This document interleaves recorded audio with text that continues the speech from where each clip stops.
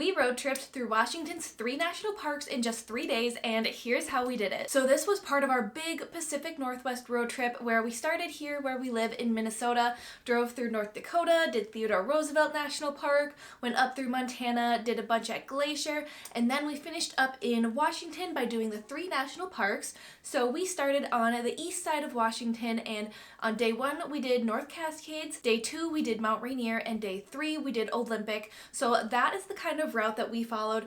Obviously, if you're starting from the other side and you want to switch it up, that doesn't matter at all. You can do it in whatever order you want, but I'm just going to be explaining it in the way that we did it and how we did it in only 3 days. And obviously, I recommend spending a lot more than just 3 days doing this trip, but when you're really short on time like we are, we really had to make the most of our time and do it in only 3 days so that we could see each national park. But if you have more time, definitely spend more time at each park. We didn't get to do everything that we wanted to, unfortunately, and there's just so much to see and do at each of these parks because they are all so incredible. So if you have the time, I definitely recommend spending more time at each park. But if you're like us and short on time and want to do as much as you can in those 3 days, here is what we did. I'm going to be showing you the routes that we took, all the hikes that we did, the best scenic overlooks, and the best things to do at the park if you're really short on time. And if you want more information on what we actually did, I vlogged all of the trips. I uploaded lots of videos about all the trails that we did over on my TikTok and Instagram, so I have a lot of short form videos about this trip as well. So if you're looking for more information on it, feel free to ask me in the comments or go check out my other social media pages for more videos. So let's go ahead and just get started with day 1, which is the North Cascades. So we started our journey in the little town of Winthrop, Washington, which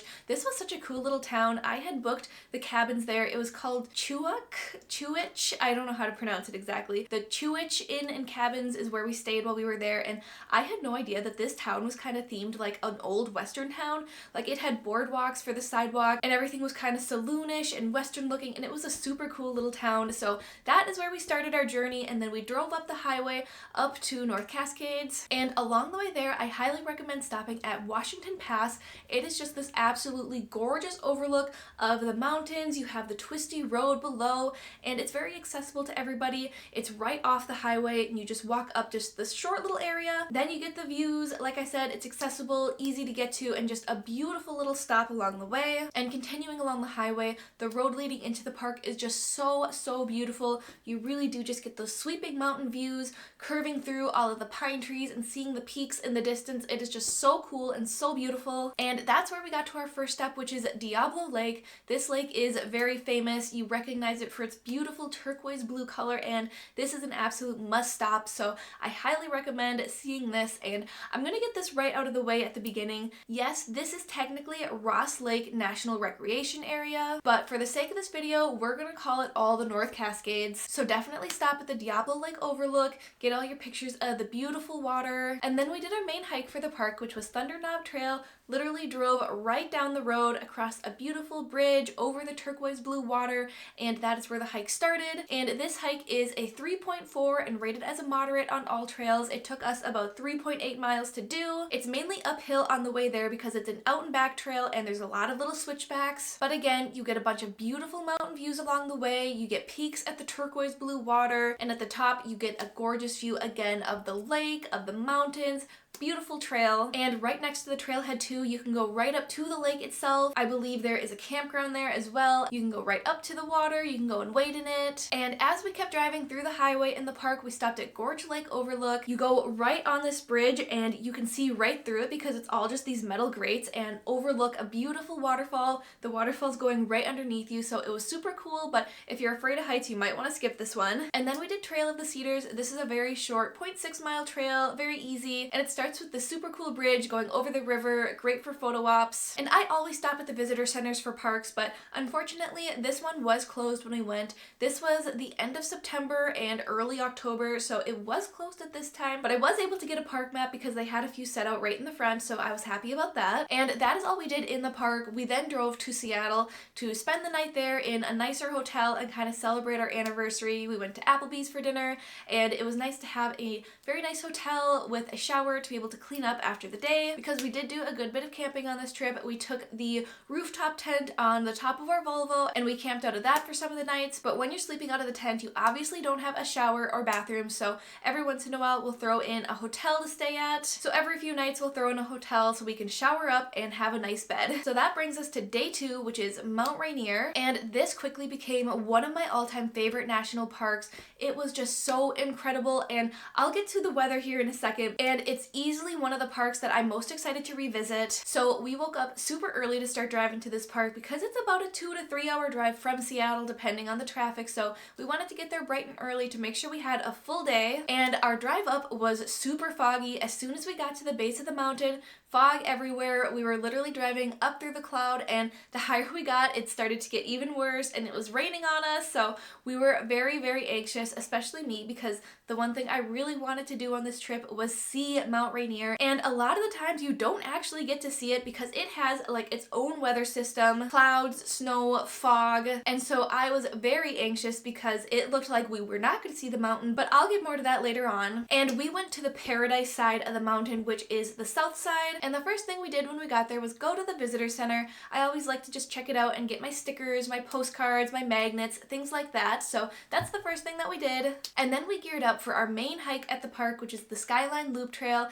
This is one of the most iconic hikes in all of the national parks, honestly. Very famous trail, very beautiful, supposed to have views of the mountain. And this trail is 5.7 miles long. It's rated as a hard on all trails, and it took us about 6 miles to do. So it started off super foggy, super rainy. We did not get to see the mountain on this trail. Once we reached the top of the trail too, it was even snowing on us. So luckily we came prepared with all of our gear, and since we were hiking, we were already pretty warm, so the snow didn't make us too cold or anything like that. And we saw so many cool animals on this trail. We saw the pika, we saw marmots, and we even got to see mountain goats way in the distance, which was super cool to me. I had never seen them before in real life, so even though we didn't get to see the mountain on the trail, we did get to see a whole bunch of really cool animals, which is really awesome for me. I love seeing the wildlife, I love photographing it. On our way down, it did start to clear up a little, so we saw some of the peaks of the mountain in the distance the other way from Mount Rainier, and that was still incredible. Those views, you're just surrounded by the mountains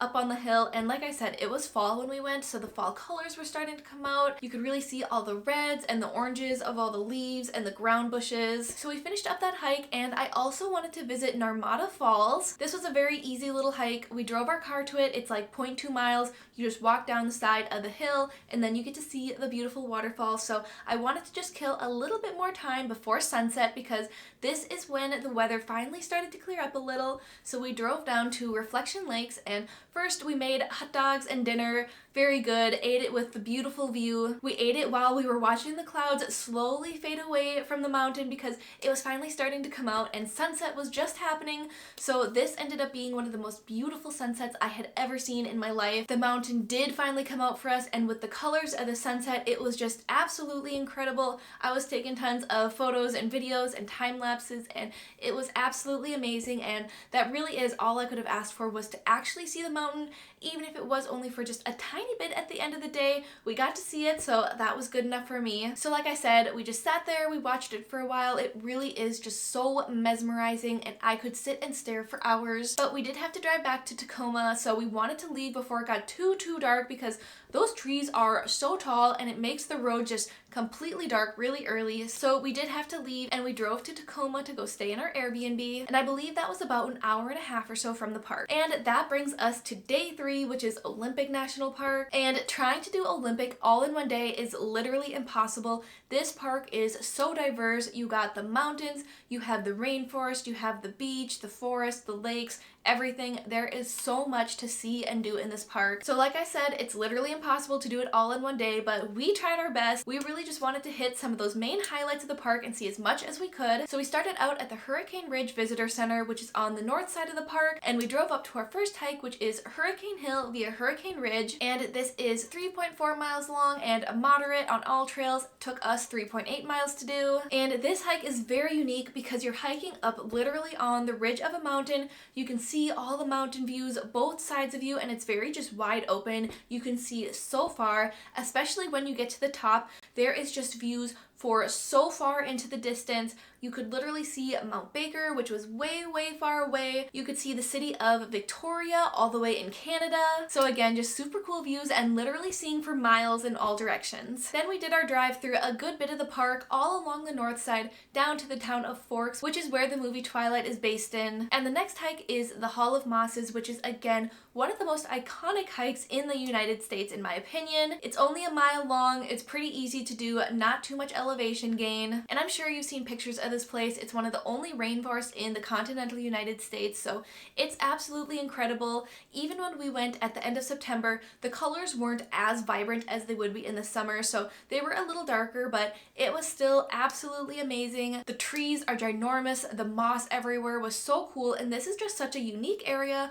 a unique trail, and like I said, only a mile long and not too difficult to do. And this is definitely one of the must stops if you're going to Olympic National Park. And by now we were starting to run out of daylight, so we still wanted to make it to the ocean, and we went to Ruby Beach. So we quickly ran down there, took a bunch of pictures, explored it. This is when sunset was happening, so we were really trying to just cram it in as fast as we could and see it. And the last thing that we really wanted to see was the Claylock Tree of Life. I believe I'm pronouncing it right, but I'm not 100% sure, so I'm sorry about that if I'm saying it wrong. But this is the tree that's literally held up by its roots over this little cavern. It's a very famous, very photographed spot, and we wanted to see it because this is something that literally might not be there the next time that we see it, which it's really funny and also very sad because I uploaded the video to TikTok of us at the tree saying to travel now, things might not be there the next time you see it, and apparently since I posted that, the tree did fall down a little bit. Like, it's not completely on the ground or anything, but it did apparently fall down like a few more feet or something like that, which is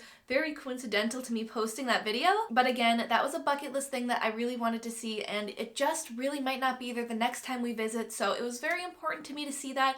Even though the sun had already gone down and it was getting very, very dark out, I was just very happy that we got to see it. And there is a campground literally right next to it, so we camped there for the night. And that is how we did all 3 of Washington's national parks in only 3 days. As you can tell, this is a very tight, a very rushed schedule, getting to see mainly just the highlights at each park. And like I said, if you have more time, I highly recommend spending more time at each of the parks.